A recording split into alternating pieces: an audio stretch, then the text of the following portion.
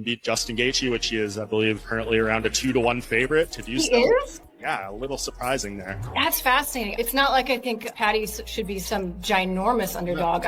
But that number being so far the other way does surprise me. That's pretty crazy. Yeah, it does. Then I look at the stuff on Justin's side. I don't know if you saw that thing about the ingrown hair, the staph infection. That's one thing. Trevor Whitman just did an interview with Brett Okamoto at ESPN, basically saying like, this is it for us. If we don't win this, we're not sticking around for money fight. I kind of worry for where Justin Gaethje's mind is at, because he was going to hold out and retire if he didn't get a fight like this either. I just think Justin is so experienced, so violent. He brings an element that none of Paddy's past opponents has had. That being said, there are times where, I think there'd be a lot of opportunities for Paddy to get a submission. So that's what makes it a compelling. Paddy Pimblett just dropped the bombshell that's got everyone talking. He came out and said the striker he trains with in the gym is leagues ahead of Justin Gaethje. That one comment alone has taken what was already one of this year's biggest fights and cranked the excitement through the roof.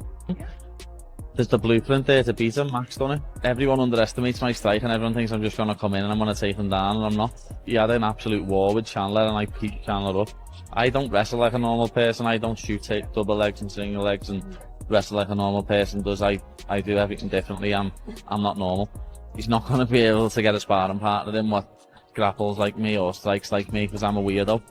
I'm honest, pal, and I'm very awkward. You can't really get a sparring partner in to do me because I'm so awkward.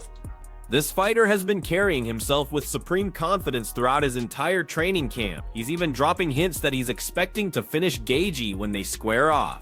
The way he talks about this matchup, there's this quiet certainty about him, rather than the usual loudmouth antics. That rock-solid belief isn't coming from thin air either. He's been grinding it out in training sessions with another fighter who he considers to be absolutely elite when it comes to striking. We're talking about Luke Riley here, the guy who made serious waves late last year when he brutally knocked out his opponent in his UFC debut during the opening moments of round 2. Pimblett was absolutely electric after watching that performance, and that same energy has stuck with him as they've continued working together in the gym. The way Pimblett sees it, all those hours spent exchanging leather with Riley have given him this calm assurance heading into the Gaethje fight that most people watching from the outside just don't understand. Gaethje fan prior to any thought of fighting him? I am a Justin Gaethje fan, not was, I am. Yeah. And anyone who is an MMA fan and isn't a Justin Gaethje fan isn't an MMA fan. Like, I always say he's your favourite fighter's favourite fighter. He's one of my favourite fighters, one of the best fighters that you can watch. And the fact that I'm now getting in there against him is what dreams are made of. When you break it down from Pimblett's angle, that rock-solid confidence comes from something pretty simple. He's convinced that Riley brings a more polished and technically superior striking game to the table than the guy he's about to face for the interim title. All those intense sparring rounds have given him the peace of mind that if he can hold his own against Riley during training, then he can carry that exact same energy into the cage when fight night arrives. The way he looks at Riley is as someone whose entire foundation was forged through striking arts, and that background means everything to him. Riley's journey into combat sports kicked off in Thailand, where he started diving deep into Muay Thai when he was just a kid. While Gaethje was developing his wrestling skills during those crucial early years, Riley was already immersed in the striking world, later adding amateur boxing to his arsenal. That core difference is something Pimblett finds incredibly meaningful. To him, it explains exactly why Riley looks so smooth and surgical on his feet, and why he's certain that bigger audiences are going to recognize that talent in the years ahead. From where Pimblett stands, Riley represents his own trajectory, just with strikes flowing like water. But I just feel like there's a lot of ulterior factors that people aren't considering other than just his recent win over Dan Hooker. I know he's a top contender, but there's a whole lot that he's done wrong before, and this is the big Paramount debut. And lad, people are saying like Justin Gaethje, he's older than that lad. He's 2 years older than Dan Hooker. Dan Hooker couldn't grapple a puck off his mark. I don't know what I mean. Okay, strong statements about Dan Hooker there. We're in fight mode here. Now that the big night is actually approaching, most of the chatter from fans has been centered around Pimblett's ground game. A lot of hardcore followers see his submission threats and slick scrambling as the deciding element that could completely swing this entire bout in his direction. At the same time, Justin Gaethje brings this heavyweight resume that's hard to ignore. The man has already stepped into the cage with absolute legends like Khabib Nurmagomedov, Dustin Poirier, and Max Holloway. He's built this rock-solid reputation as one of the most battle-tested and seasoned lightweights of his generation. Even with that massive experience advantage staring him in the face, Pimblett genuinely thinks his unconventional approach could create serious headaches for Gaethje during camp. He talks about his style being awkward and impossible to predict, whether we're talking grappling or striking, rather than depending on conventional takedown attempts. Justin Gaethje faces something completely different. Sum all that up for us. Justin Gaethje has good wrestling. He uses it very well defensively. I don't wrestle like a normal person. I don't shoot tape double legs and single legs and wrestle like a normal person does. I do everything differently. I'm not normal. He's not going to be able to get a sparring partner in what grapples like me or strikes like me because I'm a weirdo. He did call your style awkward, actually. I'm honest, pal, and I'm very awkward. You can't really get a sparring partner in to do me because I'm so awkward. I'm looking forward to fighting him. As I say, he's a legend. He's someone I've always loved watching. So to get the chance to actually get in the cage and fight with him is unbelievable. Like, I can't wait to have Justin Gaethje on my resume. It's going to be something that'll last forever, you know what I mean? It'll be part of my legacy, and I'm looking forward to it. I just hope he doesn't retire once he... That sense of being one of a kind only strengthens Pimblett's belief that Gaethje is going to struggle to find his rhythm. He sees himself as someone who doesn't conform to established patterns, and he's convinced this unpredictability will be a weapon throughout every moment of the fight. From his point of view, being labeled as unorthodox is actually an advantage because it forces opponents to stay reactive rather than staying ahead of the action. Gaethje isn't walking into this blindfolded though. During this entire preparation phase, he's been putting in serious work with up-and-coming lightweight prospect Sikiam. The plan is that Sikiam will help him get comfortable with Pimblett's tempo and movement patterns. It's a calculated decision designed to close that gap and take away the surprise element that Pimblett considers his secret weapon. Scousers don't get knocked out. I'm a Scouser. We don't get knocked out. What do you say to that? Yeah, we'll see. I will try to test that theory. Have you allowed yourself to think ahead to once you win, if you get the win, Ilya? Nope, I've said it before, I don't ever plan on being alive after the fight, so if that's how it ends, that's how it ends.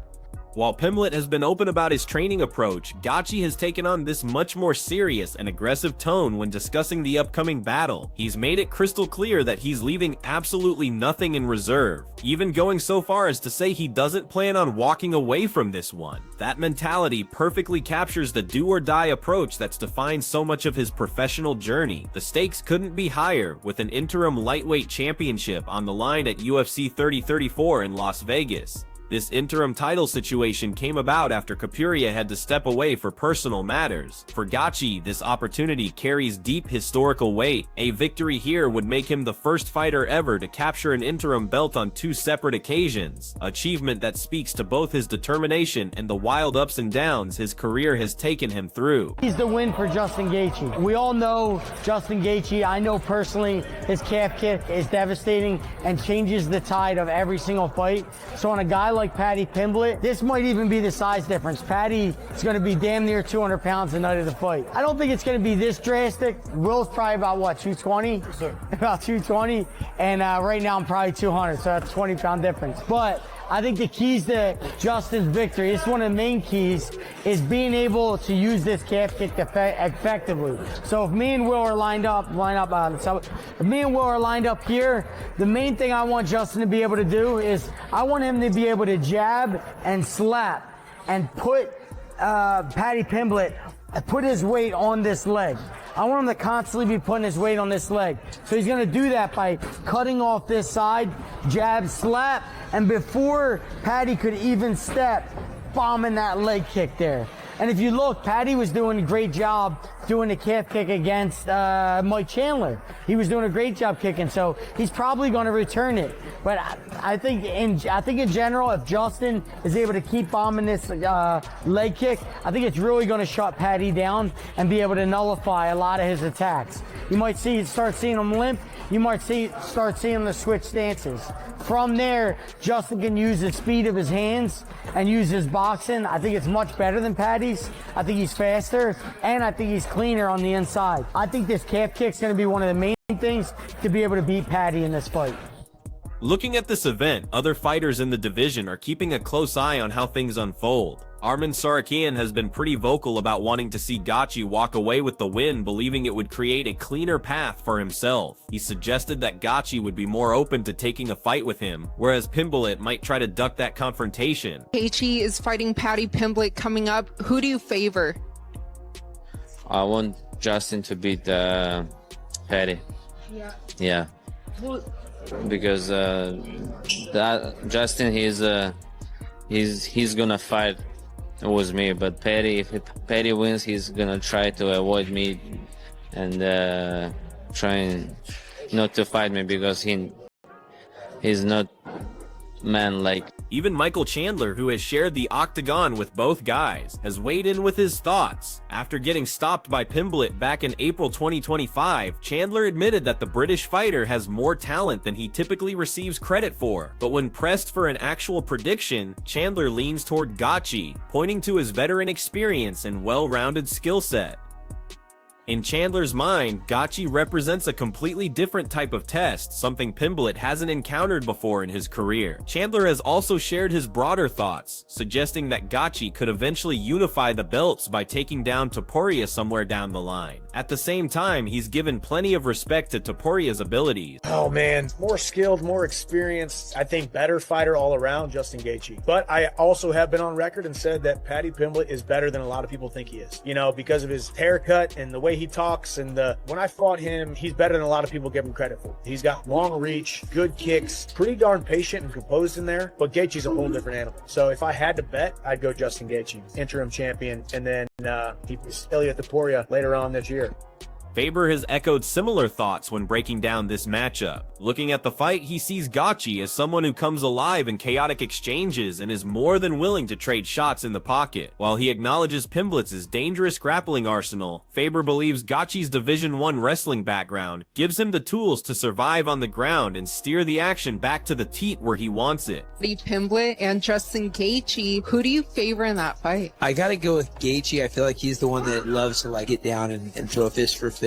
And he's also got the Division I wrestling to negate some of the biggest skill sets of Paddy. Paddy's like a very dominant grappler when it comes to submissions. I think Gaethje has the tools to keep it where he wants it. Someone who has faced both of these guys has brought a different perspective to the table. He suggested that hunger could end up being the deciding factor here. The way he sees it, Gaethje's complicated history with interim titles and missed championship opportunities might weigh him down, while Pimblett's desire for his first belt could be the fuel that pushes him over the finish line. Ferguson sees both fighters as having vulnerabilities, but he's backing the motivation of someone chasing their first real opportunity. Not bad, dude. Paddy's not bad. He's very beatable, and Gaethje's very beatable as well.